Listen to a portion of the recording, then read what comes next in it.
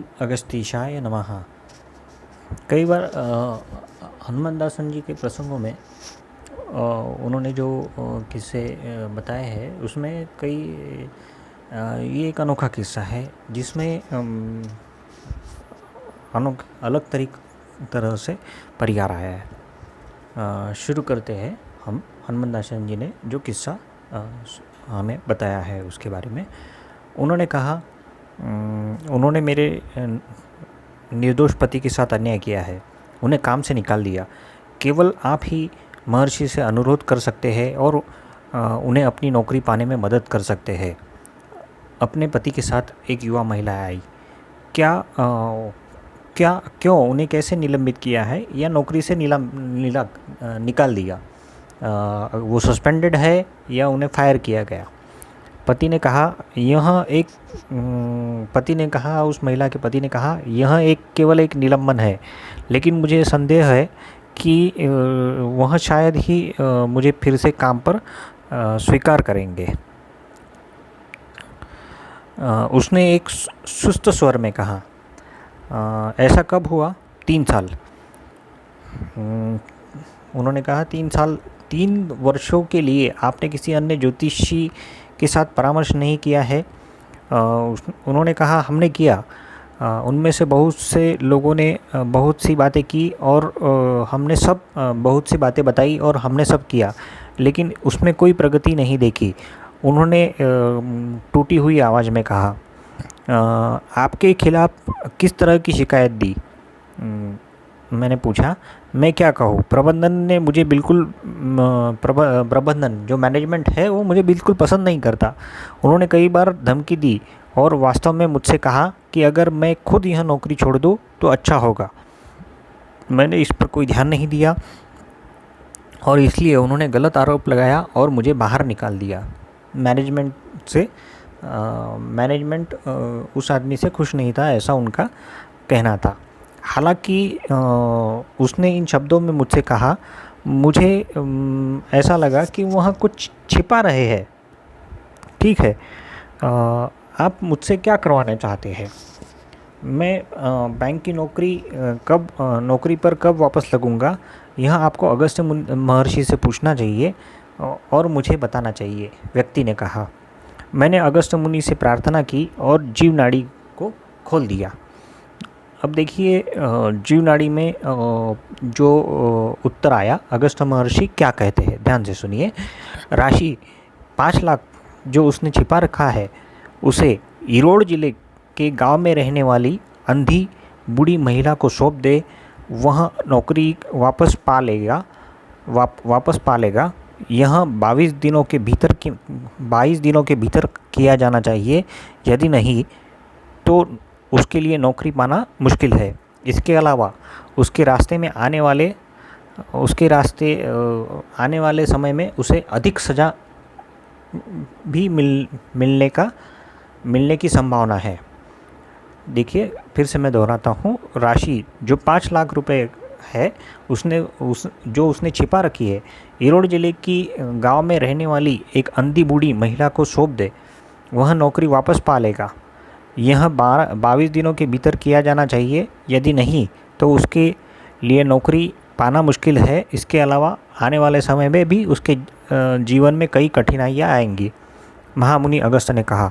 यह सुनते ही उसके मन को अचानक झटका लगा, लेकिन उसकी पत्नी विलाप करने लगी। वह बिलबिलाने लगी, कह रही थी, आप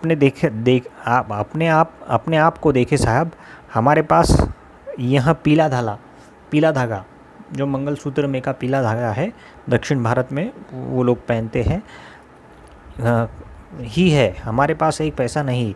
हमने दिन में एक बार खुद को खिलाने के लिए, दिन में एक बार का खाना खाने के लिए हमने अपना घर संपत्ति गहने तक बेच दिए। हमारे पास पैसा नहीं वहाँ उस महिला को देने के लिए। और आप कहते हैं यह कितना उचित है? महिला चिल्लाई, जोर से आवाज़ में बोली। देखो आप कौन हैं? वह गांव की बूढ़ी महिला कौन है मुझे नहीं पता। और आप यहाँ आपके और अगस्त्य मुनि के बीच का संबंध है। आपने एक प्रश्न पूछा और उन्होंने उत्तर दिया। आपने जीवनाड़ी में अगस्त्य महर्षि को प्रश्न पूछा और उन्होंने उत्तर दिया। हमारे लिए यह दिशा तय की है। क्या अगस्त्य नाड़ी है या आपके द्वारा बनाई गई कहानी है? मेरी तरफ घूर कर देखते हुए उसने पति से पूछा। मैंने कुछ नहीं कहा और जीवनाड़ी को लपेट कर बैग के अंदर रखा। मैंने कुछ नहीं कहा और जीवनाड़ी को बैग के अंदर लपेट के रख दिया। ओह, देखो इसे, यहाँ एक दिन के भोजन के लिए हम लोग तरस रहे हैं और यह बूढ़ी महिला को 5 लाख रुपए देने के लिए कहता है।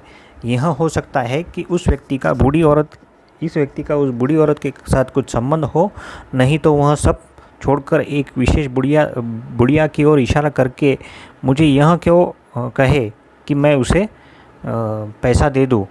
यह कमीशन के व्यवसाय के जैसा दिखता है। मैं दूर से उसका व्यंग सुन सकता था। मतलब हनुमंदासन जी बड़े आहत हुए।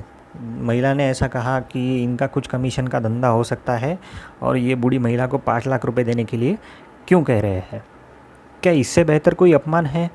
मुझे जीवनाड़ी पढ़ना छोड़ देना चाहिए, मुझे लगा। फिर भी मैं यह सोचकर चुप रहा। सर्वम अगस्त्य परम। सर्वम मतलब सर्व कुछ, अगस्त्य प्रणम, अगस्त्य मुनि को अर्पित किया जाता है, या अगस्त्य मुनि इस संदर्भ में सब कुछ अच्छे से जानते हैं। जो कुछ है वो अगस्त्य मुनि अच्छे से जानते हैं। ये हनुमंदासन जी के मन में विचार आया। जीवनाड़ी पढ़ना छोड़ देना चाहिए, लेकिन उन्होंने कहा जो कुछ है वह अगस्त्य मुनि के ऊपर छोड़ देना चाहिए। 2 दिन बीत गए। बैंक वाला जो व्यक्ति था वहाँ आया। उसने अंदर झांक कर देखा। अगर वह सामान्य दिन नहीं होता तो मैं उसका स्वागत नहीं करता, लेकिन जब मेरे कानों में गूंजने वाले व्यंग्यात्मक शब्द आए तब मैं चुप रहा। हनुमंदासन जी बड़े सरल स्वभाव के थे। वह किसी का अपमान नहीं करते थे, पर उनके कानों में जब वो व्यंग्यात्मक शब्द गूंजे तब फिर वो उन्होंने चुप रहे, उसका स्वागत भी नहीं किया। हे साहब, उसने कहा, हे साहब, जैसा अगस्त्य मुनि ने कहा है, मैं कुछ पैसे उधार लेके उस महिला को देने के बारे में सोच रहा हूँ। क्या मुनि इसे मंजूरी देंगे? कृपया करके इस बारे में पूछे, कृपया क्रोधित न हो, उन्होंने विनम्र स्वर में कहा। वो व्यक्ति ने कहा कि मैं कुछ पैसे उधार लेके उस महिला को देने के बारे में सोच रहा हूँ। क्या अगस्त्य मुनि इसको मंजूरी देंगे? कृपया इसके बारे में पूछे, कृपया क्रोधित न हो, उसने विनम्र स्वर में कहा। मेरे भाग्य को देखो कि मुझे ऐसा लगा मुझे ऐसे लोगों के लिए नाड़ी पढ़ना चाहिए। मैंने सोचा और नाड़ी खोल दी। उस जीव नाड़ी में अगस्त्य महर्षि क्या कहते हैं? एक महान गलती करने के बाद में, एक बड़ी गलती करने के बाद में क्या आप ऐसा कर रहे हैं जैसा कुछ भी नहीं जानते? आप ऐसा क्यों कर रहे हैं जैसे कुछ नहीं जानते हो? एक बड़ी गलती करने के बाद में आप ऐसा क्यों कर रहे हैं जैसा कुछ भी नहीं जानते? सबसे पहले अगस्त्य ने जो आदेश दिया है उसे पूरा करो। हमने केवल उस महिला को कुल राशि का 5वां हिस्सा देने को कहा है। ओह, क्या आपके पास पैसा नहीं? क्या आप नहीं है? अगस्त्य को परखने की कोशिश मत करो। यदि 20 दिनों के भीतर अगस्त्य के आदेश को पूरा नहीं करते तो आपके द्वारा छिपाए गए पैसे को दीमक खा जाएंगे। उसके बाद अगस्त्य को दोष देने का कोई फ़ायदा नहीं होगा। ऋषि ने उसमें निष्कर्ष निकाला। देखिए, फिर से बताता हूँ मैं क्या कहा। एक बड़ी गलती करने के बाद भी आप ऐसा क्यों कर रहे हैं कि आप कुछ नहीं जानते? सबसे पहले अगस्त्य ने यह आदेश दिया है, उसे करो। हमने केवल उस महिला को कुल राशि का, मतलब जो टोटल अमाउंट है उसका 5th पोर्शन हिस्सा देने के लिए कहा है। आपके पास पैसा नहीं है? क्या आप नहीं है? अगस्त्य को परखने की कोशिश न करो। अगर 20 दिनों के भीतर अगस्त्य के आदेश को पूरा नहीं करते तो आपके द्वारा छिपाए गए पैसे दीमक खा जाएंगे। उसके बाद अगस्त्य को दोष देने का कोई फ़ायदा नहीं होगा। ऋषि ने निष्कर्ष निकाला। बैंकर अपना सर नीचे करके बाहर निकला और 1.5 महीने बीत गए। मैं सोचता रहा न तो बैंकर को न ही उसकी पत्नी वापस आई। 1.5 महीने बीत गए। अगस्त मुनि कहते हैं कि छिपाया हुआ धन है। वह कहते हैं कि कोई भी ऐसा नहीं है। मैं अक्सर यही सोचता हूँ, लेकिन चूँकि मुझे विश्वास था कि जवाब किसी न किसी दिन सामने आएगा, इसलिए मैंने उसे छोड़ दिया। अगस्त मुनि तो कहते हैं धन छिपाया हुआ है, वह कहते हैं ऐसा नहीं मुझे, लेकिन हनुमान दासन जी को विश्वास था, इसलिए उन्होंने कहा किसी न किसी दिन बात तो सामने आएगी। एक शाम को बैंकर अकेला वापस आया। जैसे उसने पूछा कि क्या बात है। जैसा आपने कहा, मैंने सारा पैसा गांव में ले लिया और मुनि द्वारा बताए पते पर खोजा। उन्होंने कहा कि उस नाम की कोई महिला जीवित नहीं है, तो मैं वापस आ गया और क्या कर सकता हूँ, उसने असहाय स्वर में कहा।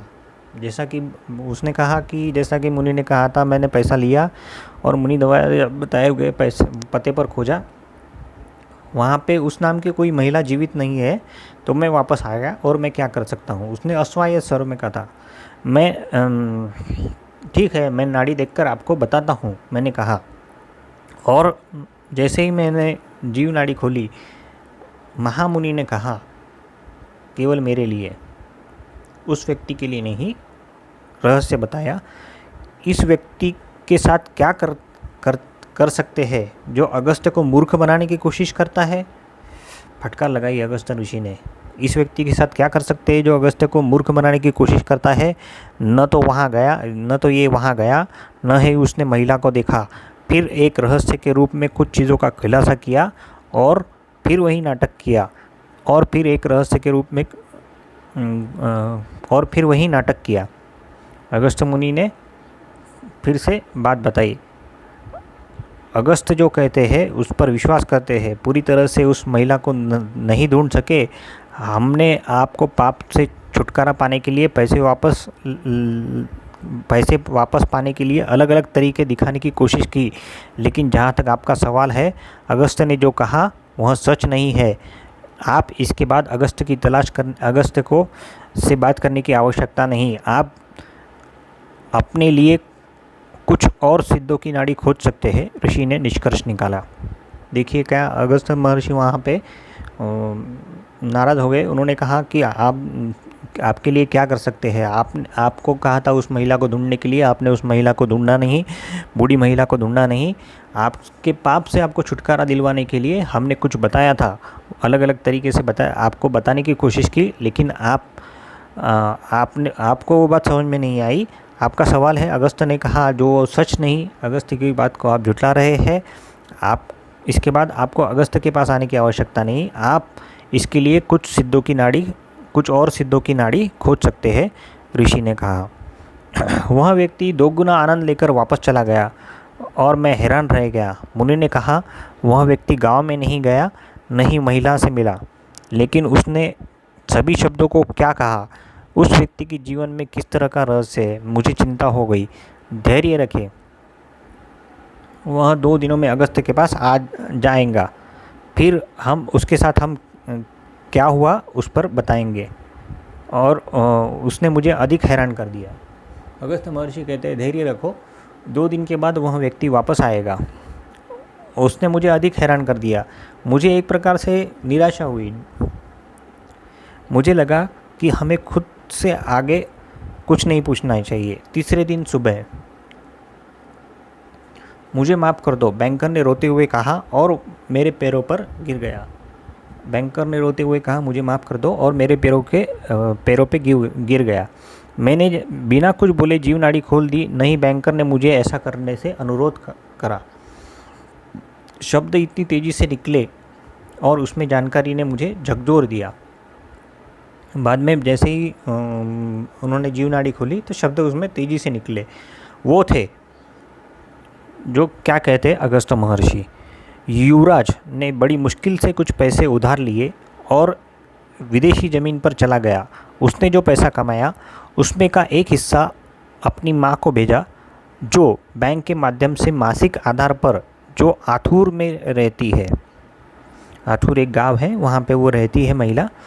तो वहाँ पे उस युवराज नाम के युवक ने विदेश में जाकर वो पैसा कमाया और उसकी माँ को वह बैंक के माध्यम से हर महीने वो पैसा भेजते रहता था। यह सोचकर कि वो उन पैसों का ठीक से प्रबंधन नहीं कर पाएंगी, उसको मैनेज नहीं कर पाएंगी, युवराज ने उसी बैंक में गुप्त रूप के नाम से एक और खाता खोला और जमा कर रहा था, जो एक बड़ी राशि हो गई। युवराज ने दूसरा खाता खोला और उसमें भी अलग से पैसे जमा कर रहा था, जो एक बड़ी राशि हो गई। यह केवल युवराज और बैंक मैनेजर के लिए जाना जाता है। उस बीच वह उसके साथ एक दुर्घटना हो गई और 4 महीने पहले ही उसकी विदेशी भूमि में उसकी मृत्यु हो गई। 4 महीने पहले उसकी विदेशी भूमि में उसकी मृत्यु हो गई, फॉरेन में उसकी डेथ हो गई। वह व्यक्ति जानता था, कुछ लोग भी उसकी मदद से उसने जालसाजी का हस्ताक्षर कर डाला और 25 लाख रुपए की रकम लूट डाली। उस बैंक मैनेजर ने कुछ लोगों के साथ मिलकर 25 लाख रुपए, जो वृद्ध महिला के थे, उसके बेटे ने उसे विदेश से भेजे थे, वह लूट लिए। जैसे उसके बेटे की मृत्यु हुई, माँ का धन प्रवाह रुक गया और उसके रिश्तेदारों ने भी उसे छोड़ दिया। उस वृद्ध महिला के बेटे की मृत्यु हो गई तो माँ का धन प्रवाह रुक गया और उसके रिश्तेदारों ने उसे छोड़ दिया। वह गरीबी में चली गई और उसकी आँखों की रोशनी भी चली गई। माँ भूख से पीड़ित थी, जबकि वह गरीबी और उम्र से भी पीड़ित थी। यहाँ बैंकर और उसके दोस्त मज़े मार रहे थे, लेकिन बाहर की दुनिया के लिए बैंकर ने एक अच्छा अभिनय किया। यहाँ उसके दोस्त खुश थे और लेकिन बाहरी दुनिया के लिए बैंकर ने एक अच्छा अभिनय किया। एक समय पर किसी एक पॉइंट पर दोस्तों के बीच कुछ पैसों की बात को लेकर मनमुटाव हो गया और दोस्तों ने लूट का से अपने हिस्से की मांग की, अन्यथा वह पुलिस को ये बात बता देंगे, ऐसा उन्होंने कहा। उसके बैंकर के साथ वाले जो थे, बैंकर डर गया और उसने अपने परिवार के साथ शहर से बाहर भागने के बारे में भी सोचा। बैंकर डर गया, उसने परिवार के साथ शहर से बाहर भागने के बारे में भी सोचा। वह हर बार दोस्तों को कुछ पैसे दे रहा था ताकि गुप्त रखा जा सके, इस बात को गुप्त रखा जा सके। लेकिन कब तक? किसी तरह अधिकारियों को यह गलत काम का पता चला और उसने अपराध उसके परिणाम स्वरूप बाहरी दुनिया को दिखाने के लिए बैंकर ने अच्छा अभिनय किया।